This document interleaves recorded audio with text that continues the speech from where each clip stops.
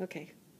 All right, I'm going to show you how to set up and make your own videos to post to your website so students and parents can access the information and the learning from home. And it's been very, very helpful in our math class this year, especially with the implementation of the Common Core, so that parents are hearing the same thing that the kids are hearing. And the parents have responded very well that they like that. And I'm hoping that this is going to make things easier to bridge that gap and that there's less fights at home in the, that's not how my teacher did it. So here's how I make my setup. Now I have one of the older document cameras, so yours may be slightly different in how you set it up. I'm right-handed, and based on the way that I have mine set up, I have to put an extra desk next to me, but yours may work differently with your right-handed, left-handed, that sort of thing. So I put my computer to the side, and then you're going to need a USB, and you need the one that, I don't know what it's called, but it looks like this, okay? Kind of has like an Ethernet-y phone type of looking thing on this end and a USB on this end. So I plug that in to here, all right? And this other end just plugs into the USB on my computer.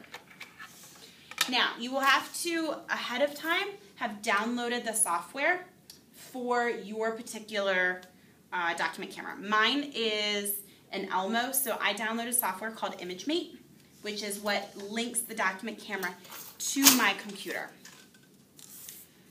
I like to use a couple colors. They show up nicely. They're nice and bright as opposed to just using regular pen or pencil. And then whatever it is that you are going to be teaching. I make notes ahead of time, and what I do is I have the students fill in the notes along with me. So instead of doing that in class, I can now do it at home. It frees up some class time and allows me to get full, complete thoughts out to the students and parents, whereas in class, you know, I get interrupted with questions and I may not get to say everything that I want to say. I also try and leave a space on the notes paper when I remember for them to write questions in. And I remind them, hey, if you have any questions, don't forget to write them on your paper so that I can be sure to answer them in class. All right, so once you've got these hooked up, your document camera should be set on the camera setting.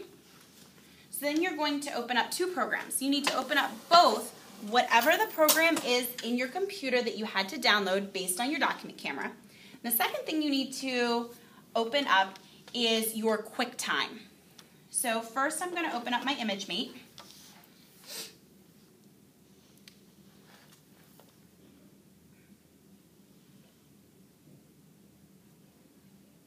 All right, so I can see here that this has my worksheet. I'm too zoomed in, but this lets me know what the frame is that they are going to ultimately be seeing. So I think I want the families to see this part of it, at least for the beginning. So once I have this set where I want it to go, the next thing I do, and this is a personal preference, just so that the families don't have to only listen to me, I put on some background music. Just to make it a little bit more interesting, I use my son's lullaby music. It makes a nice, soft background music, no words, but then when I'm writing things and showing things and I don't have anything to say, there's at least not dead silence. There's something a little nice in the background. So we'll go ahead and put on some Baby Jimmy Buffett music. And just be careful of where your microphone is so that you don't have your music too close to your microphone where they can't hear you, but also not too far away where it's not actually heard by anybody other than you when you were making it. So I'm going to turn this down a little. And I usually just put my music right here. So now I have this set up. I have my music going. I have my worksheet. The next thing I'm going to open up is my QuickTime. So I'm going to go to Finder, and then I'm going to click on Applications. And this is preloaded on all of our laptops. So I'm going to go to the QuickTime Player, double click that,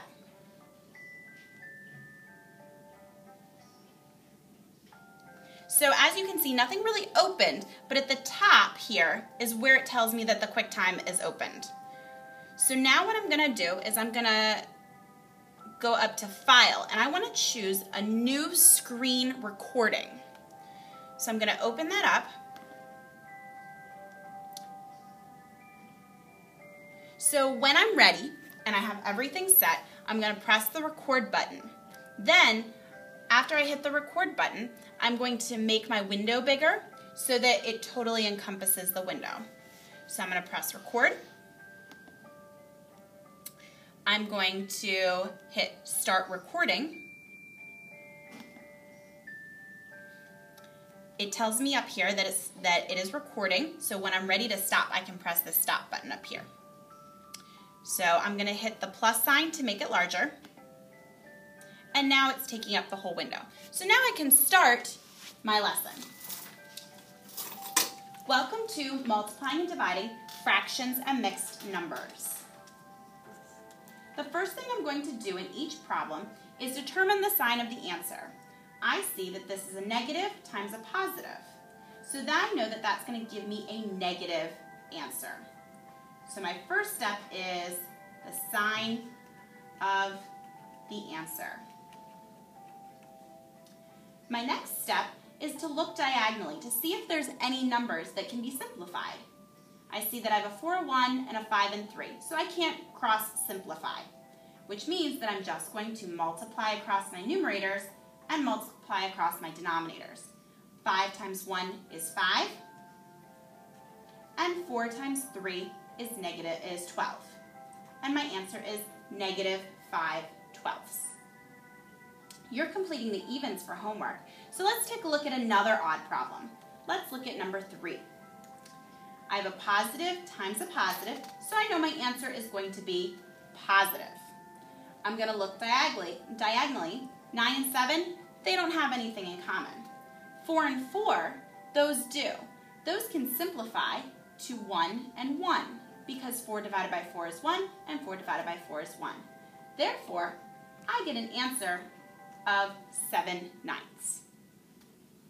I would continue through doing this for whatever my lesson is. If I make a mistake, I usually keep going and I show that I've made a mistake and how I learned from my mistake and how I figured out that I made a mistake. Unless it is completely unrecoverable because maybe I made a bad problem or something like that, I will work through the mistake so that the parents and students see how you can learn from your mistake and how you can identify that you've made a mistake. When I'm done my lesson, I go over here and I click Stop Recording. Another window is going to pop up, which is going to look like what I just did. From here, I can press play and watch my whole thing.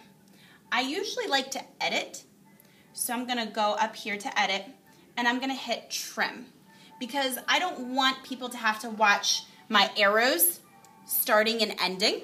So I hit trim, and then I look to see when did I actually start talking, and so I'll trim it in a few seconds on this side, a few seconds on this side, depending on what it is. So I watch it a little more closely and I make note of the times for when I actually want it to stop and start. Then I hit trim. And it has saved my work.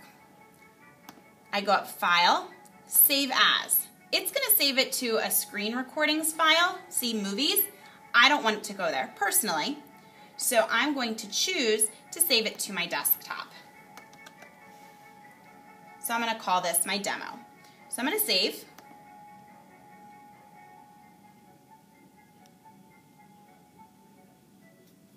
All right. At this point, I'm done with my ImageMate. I'm done with my QuickTime. I can close out all of those things.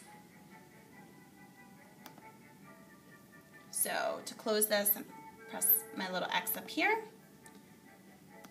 Close out all that. Once I've finished recording, I'm done with everything. So now I want to open up my browser. Oops.